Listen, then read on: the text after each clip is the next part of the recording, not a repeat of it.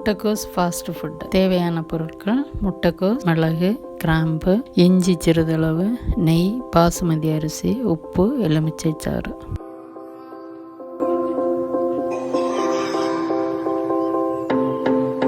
இப்போ முட்டைக்கோஸை எப்படி வெட்டுறதுன்னு பார்க்கலாம். முட்டைக்கோஸை நீள வாக்கில் மெல்லிசாக விட்டுங்க. அப்போ தான் அரிசி மாதிரி இதுவும் நீளமாக இருக்கும். ரைஸில் போட்டு மிக்ஸ் பண்ணுறப்ப அழகாக இருக்கும் பார்க்குறதுக்கு.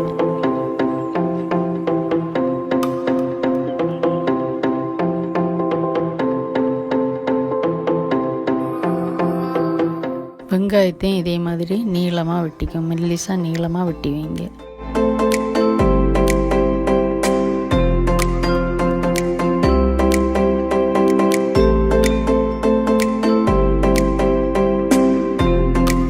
முட்டைக்கோஸை அந்த காற்றுல இது வைக்கணும். அதில் இருக்க தண்ணி எல்லாம் போகணும். அதுக்காக கொஞ்சம் தட்டில், பெரிய அகலமான தட்டில் பரப்பி அதை கொஞ்சம் நேரம் காற்றுல வாட விடுங்க. இந்த கோஸை கட்டாயம் காய வைக்கணும் இது மாதிரி. இல்லைன்னா நம்ம அடுப்பில் இதை போடுறப்போ அதில் தண்ணி விட்டுறோம், ரைஸ் கூட தண்ணி விட்டுறோம். அதனால் முக்கியமாக இது செய்யணும். இப்போ மிளகை பொடிச்சு வைப்போம். இதில் போட்டு பொடிச்சு வச்சுக்கிடுவோம்.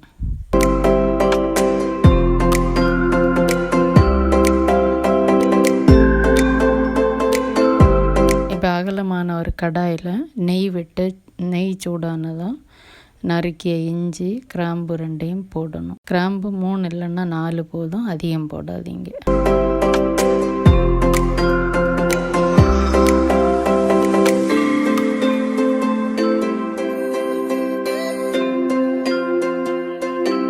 இப்போ வெங்காயத்தை போட்டுறணும். வெங்காயம் ரொம்ப வதங்கக்கூடாது, அந்த பச்சை வாசனை போகணும். அதுக்கேற்ற மாதிரி வதக்கணும் அதை.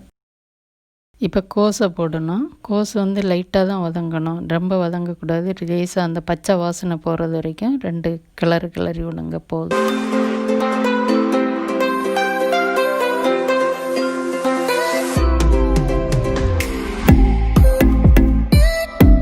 உப்பு,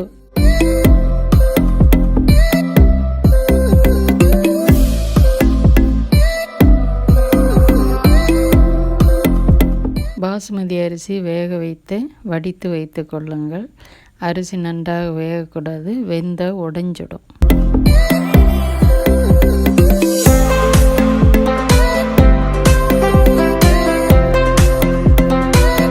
இப்போ பொடிச்சு வச்ச மிளகுத்தூள் போடுறோம். 1 கப்பு சாதத்துக்கு 1 கப்பு கேபேஜ் வர மாதிரி 1:1 அந்த ரேஷியோவில் பார்த்துக்கோங்க. அப்போ தான் நல்லா டேஸ்ட்டாக இருக்கும். பிள்ளைங்களாம் நல்லா விரும்பி சாப்பிடுவாங்க. சிறிதளவு எலுமிச்சை சாறு விட்டு கிளறி சூடாக பரிமாறுங்க. இப்போ 2வதாக மிளகாத்தூள் போட்டு எப்படி செய்கிறதுன்னு பார்க்கலாம். இஞ்சி, கிராம்பு, வெங்காயம். இது மாதிரி செய்து கொடுக்கும்போது அது சுவையானது மட்டுமல்லாமல் ஆரோக்கியமானதாகவும் இருக்கும். மிளகு பொடி பிடிக்காதவங்க மிளகாத்தூள் போட்டு செய்யலாம். நான் இதில் என்ன செய்கிறேன்னா, இன்னும் கொஞ்சம் அதிகமாக நெய் விட்டு செய்கிறேன். குழந்தைகளுக்கு செய்கிறதுனால நான் இதில் நெய் அதிகமாக சேர்த்துக்கிறேன். இந்த 2 சுவைகள்லையும் எது உங்களுக்கு பிடிச்சிருக்கு அப்படிங்கிறத நீங்கள் செய்து பார்த்துட்டு சொல்லுங்கள்.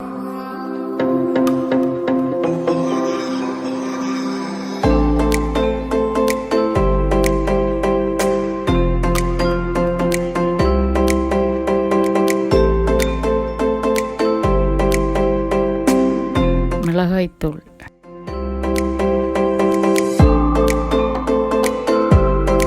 தேவைக்கேற்ப உப்பு,